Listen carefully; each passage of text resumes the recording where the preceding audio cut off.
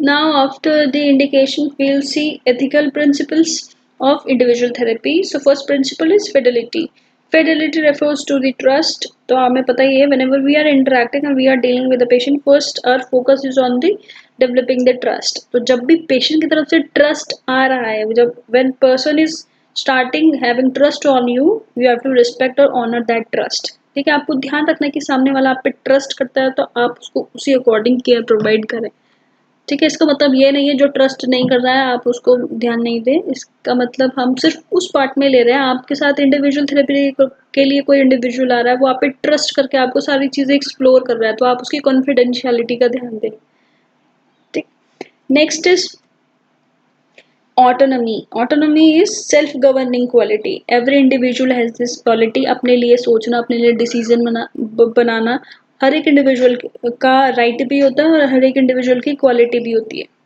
ठीक है, हर कोई अपने लिए डिसीजन ले सकता है, अपनी चॉइसेस सबकी होती है, तो आपको उस चीज़ का भी रिस्पेक्ट करना है. जब भी आप इंडिविजुअल थेरेपी में कुछ भी एक्टिविटीज़ करें, कुछ भी चीज़ सजेस्ट करना चाह रहे हैं, तो आप इंडिविजुअल जो भी आपका पेशेंट है आप उससे भी सजेशंस लोगे, उसकी चॉइसेस उससे ही पूछने ज़्यादा बेटर रहेगा, ना कि अपनी उसमें चॉइसेस उसके ऊपर ज़बरदस्ती उसको बताना.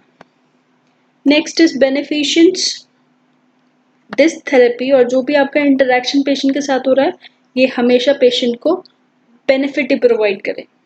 ठीक है, इस पूरे जो थेरेपी आप यूज कर रहे हैं, इंटरेक्शन आपके और पेशेंट के बीच में हो रहा है, इसका मेन फोकस क्या होना चाहिए? Promoting the clients well being. पूरी तरीके से इस स्टेटमेंट पे कमिटेड होना चाहिए therapy, that you are promoting the clients well being. Next is non maleficent. आप किसी भी तरीके का हार्म पेशेंट को नहीं होने दोगे, आप उस चीज़ को अवॉइड करोगे कि कोई भी हार्मफुल कंडीशन पेशेंट के लिए ना क्रिएट हो. जस्टिस, यानी कि जितने भी आपके पेशेंट्स हैं, जितने भी इंडिविजुअल थेरेपी के लिए आपके पास आते हैं, आप जितने भी पेशेंट से डील कर रहे हैं, आप उनके साथ फेयर ट्रीटमेंट करोगे, इम्पार्शियल होकर काम करोगे. किसी को ज़्यादा एडवांटेज नहीं देना, किसी को कम एडवांटेज नहीं देना है. ठीक है, किसी के साथ ग्रजेस नहीं रखने, कोई पर्सनल फीलिंग नहीं होनी चाहिए, ताकि आप एडिक्वेट सर्विसेज सारे पेशेंट को प्रोवाइड कर सको. Next is self respect.